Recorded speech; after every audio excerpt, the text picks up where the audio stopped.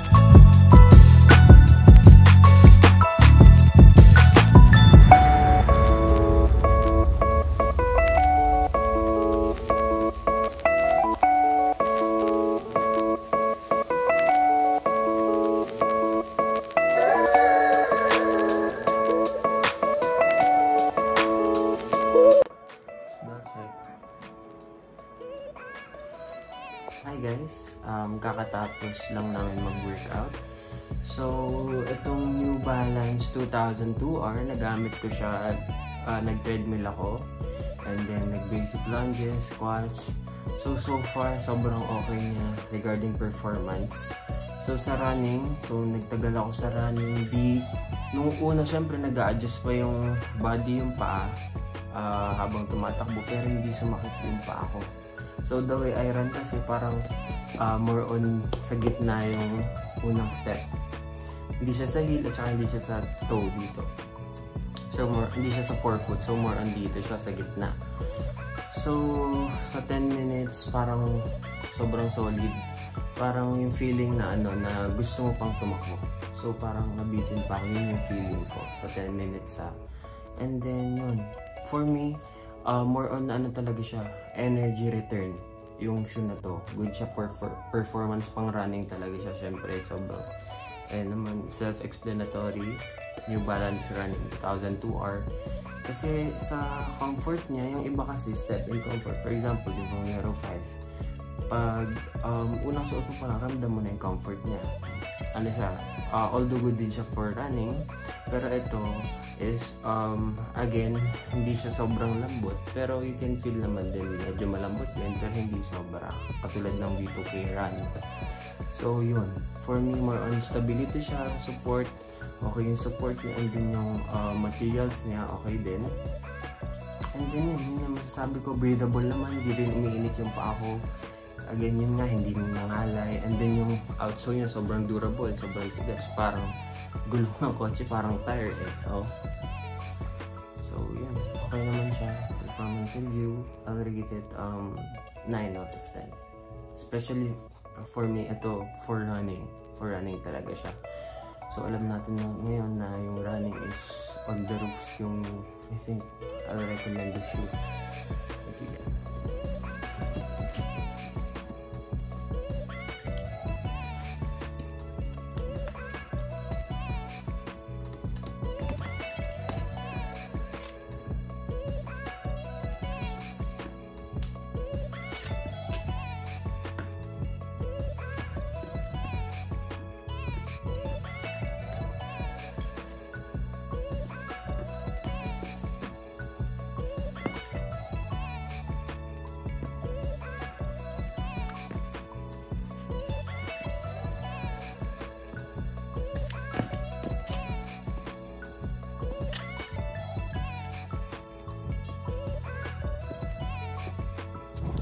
Smell check, syempre. Sobrang bango. Ibang amoy ng Nike, Adidas, tsaka New Balance. So regarding sa upper, halo-halo siya. So meron ditong suede, and then ito may mesh dito. Para yung breathability andun pa rin. And then may reflectorize dito. Pag running kasi kailangan yun eh. And then dito suede din. And then ito parang metallic na synthetic material whatsoever. And then yung logo ng New Balance, yung N is reflectorized din tong logo ng New Balance. So kulay metallic silver. And then ito yung midsole niya. Sobrang lambot. Ang midsole niya is Energy. So ayan. Ayan yung product nila na ino-offer for 2002R. So meron din 1906R, solid din yun. Yung outsole niya sobrang durable. Ang tigas ng knobs niya. Mukhang tatagal to. And then meron siyang shank plate dito. Ayun, plastic siya, nakalagay stability web. So for yung torsional support, para hindi ka matapilok, especially for running, 'di ba? Para hindi flimsy yung pagtakbo mo, maayos yung pagtakbo mo, stable ka. And then yun, malambot yung midsole niya dito, yung Energy. Ayun. Sinukat ko siya. So initial thoughts, comfortable naman siya, pero yung step in comfort niya is hindi siya masyado malambot. Feel ko more on siya, yun nga, energy return. So basically for running siya, or yun, pag naglalakad-lakad ka na, dun mo ma-feel yung technology ng shoe na to, which is mas i-review ko pa siya in the future pag nagamit ko na siya pang gym or pang takbo. So dito rin pala may embroidered na New Balance logo. Ito yung left pair, and then right pair, of course basically same lang din. So yun, New Balance logo. Dito sa town, ganda ng design na to, tsaka ito, favorite ko.